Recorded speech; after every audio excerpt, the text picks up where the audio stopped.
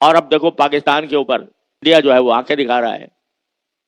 معاملہ خود اپنی ایجنسیوں کی کمزوری کا کہ وہ ان کے ہاں حملہ ہوا تو اس حملے کو وہ روک نہ سکے, اور الزام پاکستان پر کہ ہم تمہارا پانی بند کر دیں گے. اعوذ باللہ العظیم. اور وہ پڑتول بھی رہا ہے, کچھ بعید نہیں ہے کوئی حملہ کر دے. آج کل ہمارے ہاں یہ بہت کثرت سے یہ رواج ہے کہ جس قسم کے حالات سے ہم گزر رہے ہوتے ہیں, وہ سیاسی حالات ہوں, اقتصادی حالات ہوں یا معاشرتی حالات ہوں, ہماری مجلسوں میں ان کے تذکرے ہوتے ہیں. ہماری مجلسیں ان کے تذکروں سے بھری ہوتی ہیں. 4 آدمی بیٹھے ہیں, گفتگو یہ ہو رہی ہے کہ بھئی پاکستان تو بہت نازک حالات سے گزر رہا ہے. بھئی پاکستان میں تو فتنے بہت پھیل گئے, اور پاکستان میں تو حکومت ایسی آ گئی ہے, اور سیاست میں فلاں آگے بڑھ گیا ہے, فلاں پیچھے رہ گیا ہے.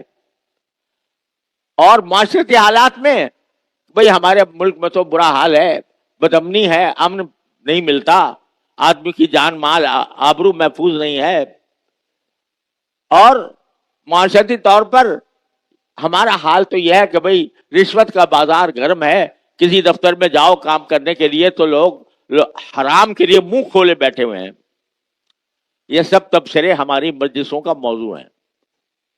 اور تو اور یہ بھی کہ بھی فلسطین میں کیا ہو رہا ہے, فلسطین کے اندر مسلمان پر کتنا ظلم ہو رہا ہے, فلسطین کے اوپر بچے مارے جا رہے ہیں, فلسطین میں بچے مارے جا رہے ہیں, عورتیں ماری جا رہی ہیں. اسرائیل دیکھو کس طرح امریکہ اسرائیل کو سہارا دے رہا ہے, کس طرح عمران, یہ ساری باتیں ہم مجلسوں میں کرتے ہیں. اور اب تو انڈیا نے جو ہے وہ پاکستان کو, اس نے بھی آنکھیں نکالنے کی سوچنا شروع کر دی ہے. تو یہ ساری باتیں ہم بیٹھ کے آپس میں بیٹھ کے کرتے ہیں. کھانے میں بیٹھیں گے تو یہ بات ہو رہی ہے, 4 آدمی بیٹھے ہیں تو وہاں بات ہو رہی ہے. یہ بتاؤ یہ باتیں کرنے سے کیا فائدہ؟ یہ تبصرے جو ہم حالات حاضرہ پر جو تبصرے کر رہے ہیں, ان سے کیا فائدہ سوائے اس کے کہ مایوسی پیدا ہو, سوائے اس کے کہ انسانوں کے دل خراب ہو, کوئی فائدہ نہیں. لیکن یہی وقت جو تم ان مجلسوں میں ضائع کر رہے ہو, باتیں کر کے ضائع کر رہے ہو, اسی وقت کو اگر اللہ کے سامنے ہاتھ پھیلانے میں خرچ کر دو. یا اللہ ہمارے ملک کے اندر بدامنی بہت ہو رہی ہے, لوگوں کی جانیں محفوظ نہیں ہے, یا اللہ بدامنی دور فرما دے, امن عطا فرما دے. مانگو اللہ سے, یا اللہ ہمارے ملک کے اندر رشوت خوری بہت بڑھ گئی ہے, یا اللہ ہمیں اس رشوت خوری سے نجات عطا فرما دے. جو لوگ رشوت کے لیے منہ کھولے بیٹھے ہیں, یا اللہ ان کو ہدایت عطا فرما دے. یا اللہ جو غزہ کے اندر ظلم ہو رہا ہے, اس ظلم سے اللہ مسلمانوں کو محفوظ فرما دے, مسلمانوں کی حفاظت فرما دے. یا اللہ ان کا جو دشمن ان کے اوپر حملہ آور ہے, یا اللہ اس دشمن کے طاقت کو ختم کر دے. یا اللہ جو انڈیا ہمیں دھمکیاں دے رہا ہے, یا اللہ اس انڈیا کو, اس کے غرور کو خاک میں ملا دے. یہی باتیں جو بیٹھ کر مجلس میں کر رہے ہو نا, اس کو تنہائی میں بیٹھ کے کرو. اللہ سے کہو, اللہ تعالیٰ سے کہو کہ یہ حالات ہم پر آئے ہوئے ہیں, ہمارے بس میں نہیں ہے ان کا ازالہ کرنا. جو کچھ ہے قدرت آپ کی ہے, طاقت آپ کی ہے, آپ سے بڑھ کر کائنات میں کسی کی طاقت نہیں, ساری کائنات آپ کے قبضے قدرت میں ہے. تو عز من تشاء و تذل من تشاء اور توتی الملک من تشاء و تنزع الملک ممن تشاء. للہ ملک السماوات والارض, آسمانوں اور زمین کی ساری ملکیت اللہ ہی کے قبضے میں ہے. یہ سب اللہ میاں سے کہو, یہ باتیں کرو. ہمارے حضرت بالا حضرت عارفی قدس اللہ تعالیٰ سرہ فرمایا کرتے تھے, اللہ سے, اللہ میاں سے باتیں کیا کرو, باتیں کیا کرو. یہ باتیں جو تم مجلس میں بیٹھ کے کر رہے ہو نا, یہ مجلس میں بیٹھ کے کرنے کے بجائے اللہ سے کرو. اب ذرا ہم سب اپنے گریبان میں منہ ڈال کر دیکھیں کہ جتنے مسائل کا ہم رونا روتے ہیں اور جن سے ہم پریشان ہوتے ہیں اور دوسروں کو بھی پریشان کرتے ہیں, وہ ان کے بارے میں کبھی سنجیدگی سے اور دل لگا کر کبھی اللہ تعالیٰ سے مانگا؟ تو جواب عام طور سے نفی میں آئے گا. کبھی دل لگا کر بیٹھ کر ان چیزوں کو مانگا نہیں اللہ تعالیٰ سے.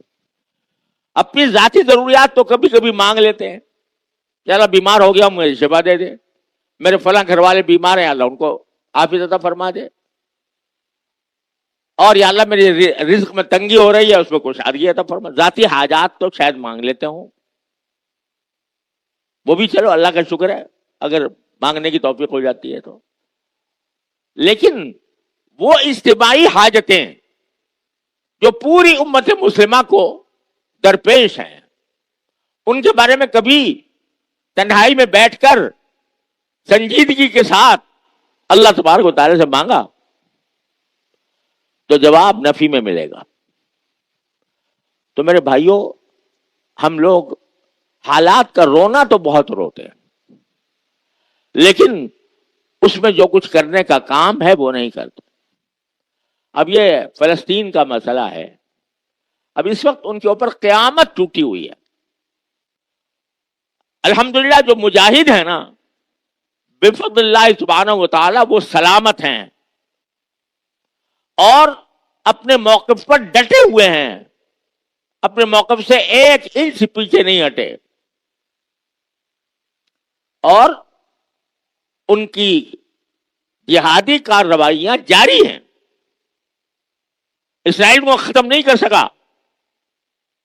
1.5 سال سے زیادہ ان کا مقابلہ کرنے کے باوجود، ان پر بمباری کرنے کے باوجود، وحشیانہ بمباری کرنے کے باوجود، ان کے عزم کو، ان کے حوصلے کو، ان کے عزائم کو توڑ نہیں سکا.